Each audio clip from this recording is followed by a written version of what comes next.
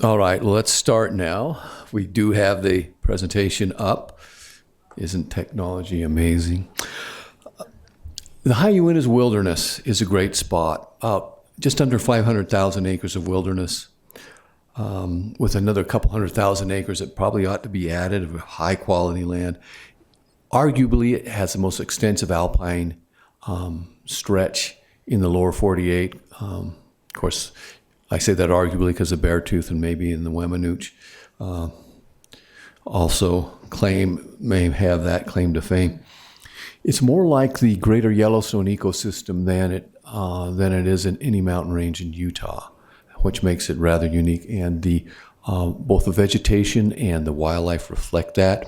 The only place in Utah that fisher were ever found.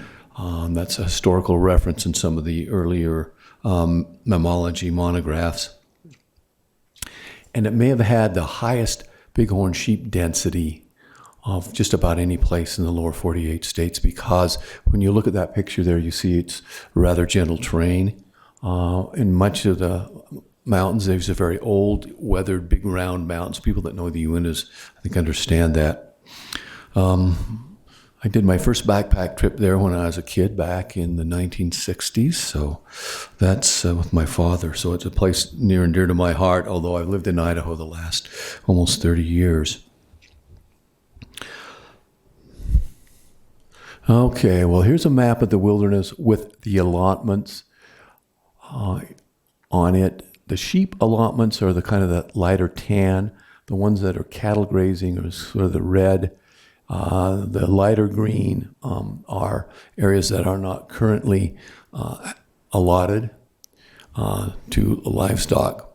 The High Uintas has the unique distinction of being the most heavily grazed wilderness in the entire National Wilderness Preservation System, about 16,000, almost 300 animal unit months, at least according to the latest Region 4 data.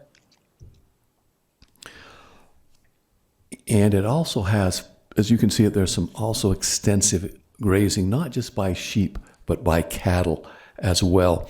The only area that even comes close to the Uintas in use is, I'm going to probably butcher the name, the Mazatzal Wilderness in Arizona.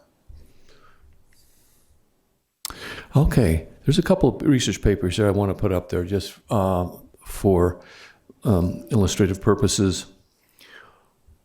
And I want to thank John Carter and Jason Christensen of Yellowstone to Uintas Connection for providing most of these slides here. And the research they did, along with what was in the Wild Utah Project, Allison was one of the co-authors here, about the actual capacity to graze sheep in the Uinta Mountains is very, very important, because it shows the over-allocation is extreme. But that built on work done by a Forest Service employee back in the 1970s, Mont Lewis, which is very interesting. And there have been efforts to try to curtail grazing because of the damage that's been done, but to little avail over the years. Okay, again, there's a very nice PowerPoint to see more detail on the Yellowstone to Uintas website. If you take a look at their website, again, by some folks, including Wild Utah Project, to give a shout out to both organizations.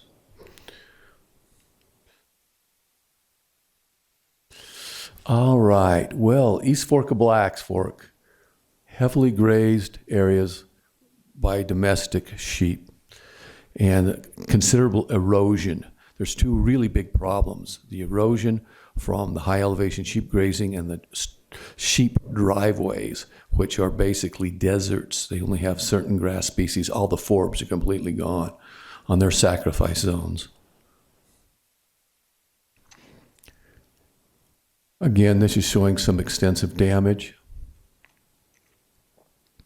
and sediment scouring. You don't expect this kind of riparian damage from sheep grazing, but because it occurs in the headwaters. But there's research that dates back to the 70s that shows that, yes, sheep do have effects on riparian areas as well, from the Sawtooth Mountains in Idaho, where incidentally there's no grazing, at least in the wilderness now. You can contrast that with some areas that are not grazed and haven't been grazed for about 30 years or more. And here's some from another PowerPoint that can be found on the Yellowstone to Uintas connection. Some more recent.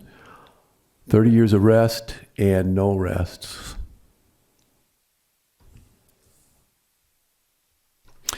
There's been sort of a long history of trying to make some changes. And George may correct me, but I believe Bill Wharf, wasn't he a district ranger in the Uintas at one time? And I think he tried to make some changes, and he maybe did back in the 1960s.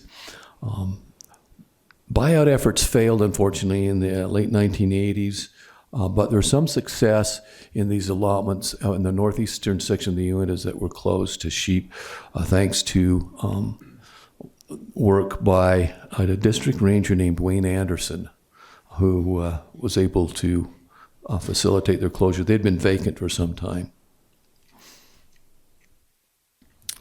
Again, this is some of that country that has been grazed. When this photo was taken, it had only been rested for maybe a decade or a little less.